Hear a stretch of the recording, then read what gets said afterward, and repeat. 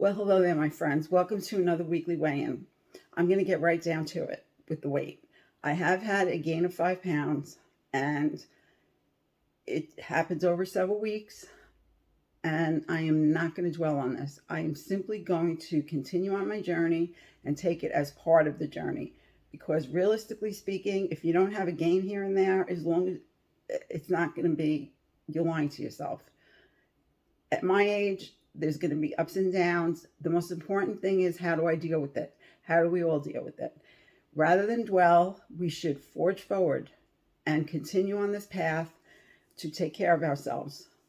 Go back to the beginning, which is what I discussed a couple days ago in my September is a good time to regroup or start your journey video. So that is the plan. I have to put in my Nutrisystem order, and I hope to continue to do well until it comes, and then do a regroup, as I previously talked about. So moving on, this week's meeting in WW, my take on it is the month theme is time-saving solutions. This week's topic of conversation, or technique as they call it, was how to make grocery shopping easier. This is pretty elementary to me, but it still was good to talk about it and to think about it, because the more we sometimes get away from things get away from us. So it is good to have as a reminder to yourself, how can I make my shopping simplified that works for me? Everybody's a little bit different, but in general, there are some things that we can take a look at and maybe we can apply to ourselves to make that process easier. And in doing so, the hope is that it will make our journey to get healthy easier, because that's the whole reason we're doing this, right? We want to get healthy. So make a good shopping list. Somebody in the group had mentioned that she goes shopping in her own cupboards and in her refrigerator and freezer before she makes her list to go shopping.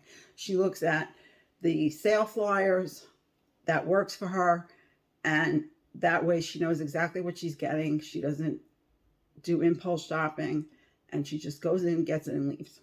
Okay. Sticking to the shopping list. I myself create shopping lists. I usually have a running list because I forget everything I think I'm going to remember, and I don't remember it the day of. So as I go, I make a little list and keep adding to it. And then I do stick to it. I am very good about doing that. I try to stay away from things that are going to cause me to impulse buy. And usually what helps is that I have a specific time period when I do the shop, so I can't be futzing around in there. And I only have just enough time to go. I have to get in and I have to get out.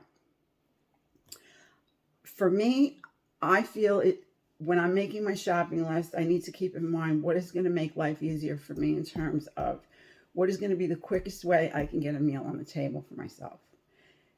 Part of that is buying frozen vegetables. Love frozen vegetables. It really helps me. It saves on time for prep. It saves on time for cooking.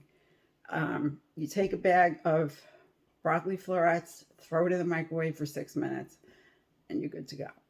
They're also economical and always available, pretty much, at least where I live anyway.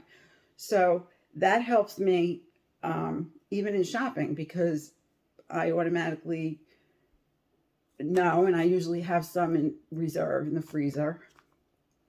And it keeps me from having to go from store to store to look at fresh produce, or maybe make an extra stop to the farmer's market. I have no problem with any of this. It just does not generally work for me. Oftentimes I will buy and then I'll forget it's in there, and then it will go in the garbage. Even when I use the green containers, if I use the green containers for things that I know I'm going to eat, that's one thing. But to buy extra on fresh produce does not work in my house. It may work for you though. And if it does, that's a good thing. It's always better to have fresh if you can. Let's see. Reduce your impulse buying is also going to save you in your pocketbook or in your wallet. That's something that I think is true. Also, another thing that was, somebody brings water with her when she goes into the store. That helps her.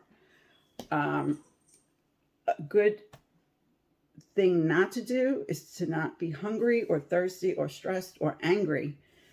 That's considered like being in a red zone or a hot zone, because you tend to make poor choices when you shop if you're in any of those modes, as opposed to if you're calm and you've eaten a good meal before you go and you're not totally stressed and rushing around, which is making for a better shopping experience all around. So again, progress is not perfection. All of these things that we talk about, that we do, are just tools to help us in our journey. If we're not perfect with every tool and using every tool we have, then we're not, because we're humans. And we didn't get where we are because we were perfect, nor are we going to stay where we are and move forward because we're perfect. We just go with the punches. You know, you do the best you can with what you have in that given time period. That's basically what the gist of it was about. So we're still working on time-saving solutions. And maybe if you have any ideas of what helps you make your shopping to-do list, your grocery shopping easier for you, please share them in the comments or in the Facebook group. I'd love to hear, because I think sharing with each other is also very helpful as we navigate our journey. So yes, I did gain 5 pounds. Yes, I am going to get it off. Is it going to take time? Yes, it is, because it goes on real easy and it comes off really hard. The struggle is real, but I'm not going to let that stop me, nor should you let it stop you if you had a gain this week. So anyway, I'm going to say thank you again for watching my videos. I'm going to look forward to making you another one, and I will see you then when I do that. And in the meantime, I'm going to say goodbye for now.